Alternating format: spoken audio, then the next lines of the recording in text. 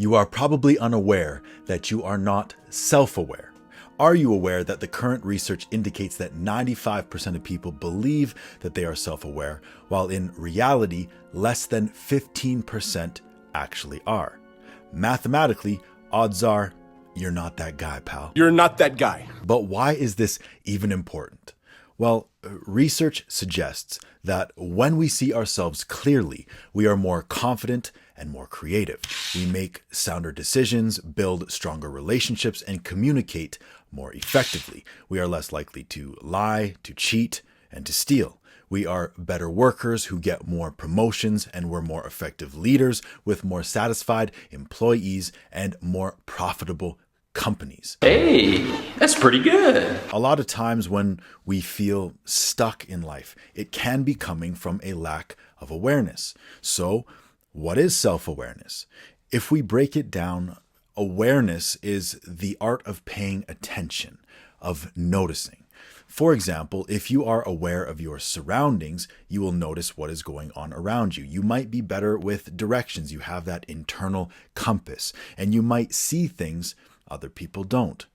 Or if you are aware of other people, you might be better at picking up on micro expressions and social cues and remembering names. So if this is what awareness is, when we turn that focus inward towards self, that is when we get self-awareness. And while we're on the topic of awareness, allow me to bring yours to both the like button and the subscribe button. If you take action on them now, there will be no consequences.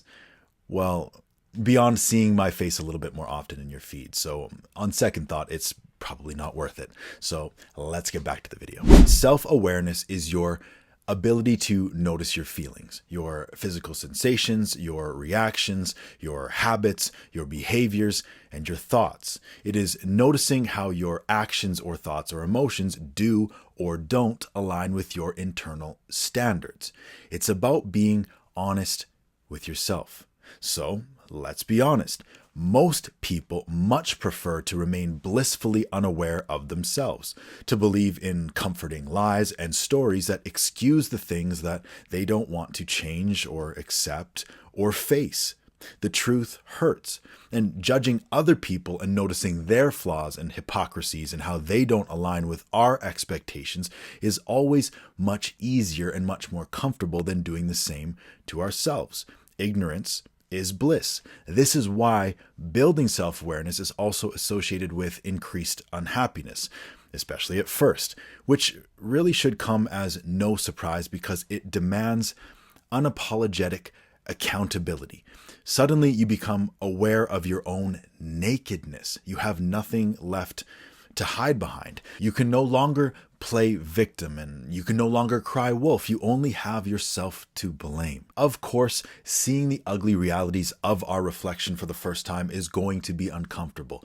But I think that the main source for this reported increase of unhappiness really sets in when people become aware of their own lack of integrity, but then continue to live in it. It's like if you suddenly realize that it was wrong to steal, but you kept stealing. Of course, you're going to feel bad about yourself because when you become self-aware, you become aware of self-betrayal and self-deception. You stop being able to believe in the comforting lies. You can't hide in a corner anymore and emotionally binge eat and drink on weekends and then pretend you don't know why the scale isn't moving. Or you can't be sleeping around and participating in degenerate hedonistic behavior if you know in your heart that you want loyalty, monogamy, and marriage. We all have a self-image of how we want other people to perceive us, but self-awareness dispels anything that is not reality and exposes any area that lacks integrity.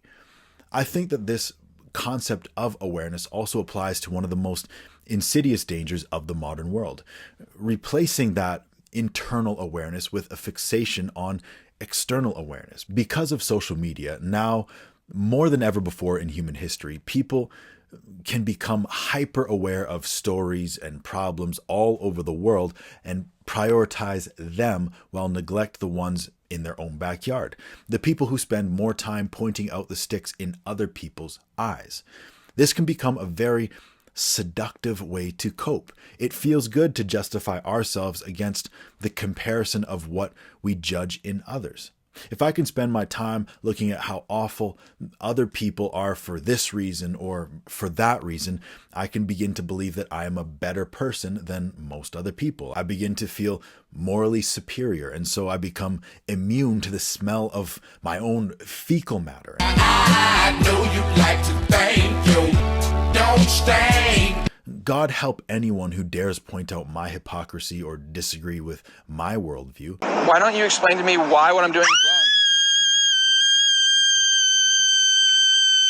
So be careful of this, my friends. A prison of your own design is always the most difficult to escape. So I guess it still stands to question, how do you really know if you are self-aware or not? And how do you go about building self-awareness?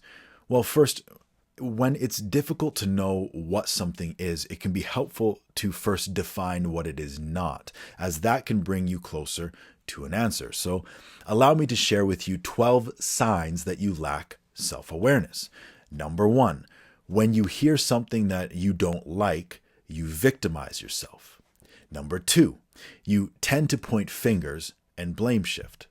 Number 3, you refuse to admit you're wrong and always try to prove that you're right. Number 4, you're not great at paying attention. Number 5, you don't listen well. Number 6, you focus on short-term happiness and gratification. Number 7, you only focus on the negatives and struggle to extract the positives from a situation.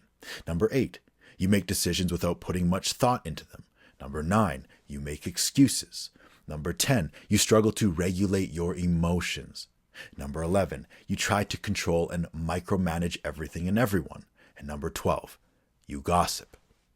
Now, I imagine this list is like one of those things where if you struggle here and there with a couple behaviors, you're going to be okay. But if you are putting a few fingers down here, Houston, we have a problem. And once again, it is much easier to point out these traits in other people than in the mirror.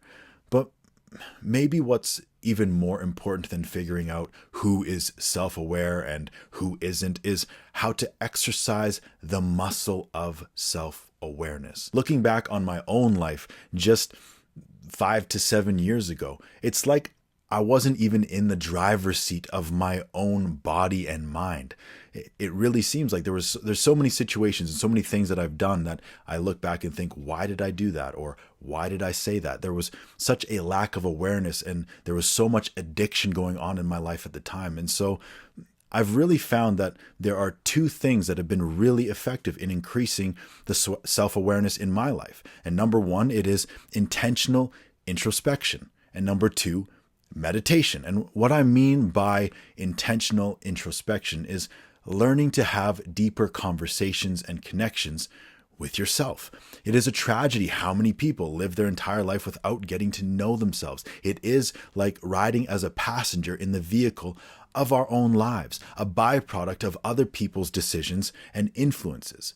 And then there's meditation, which is the space that we need to create to sit with ourselves, to learn to separate those voices in our heads and regulate our breath and our emotions. And when used in conjunction, these 2 practices are the bricks and mortar of building a greater sense of self-awareness. There is a reason why I have written and recorded and uploaded over 20 guided meditations myself. And in the next week or so, I will be publishing a 40-day self-awareness and self-discovery workbook, which I'm super excited for, because sometimes the reason we are struggling to find answers is simply because we are not asking the right questions. And I know this now might just seem like some sort of sales funnel to push my content and books on you. And honestly, it is. But at the same time, it's value that I fully believe in. It's what helped me turn my life around. And for what it's worth, you don't need to get my book or to fall asleep to the sound of my voice. Just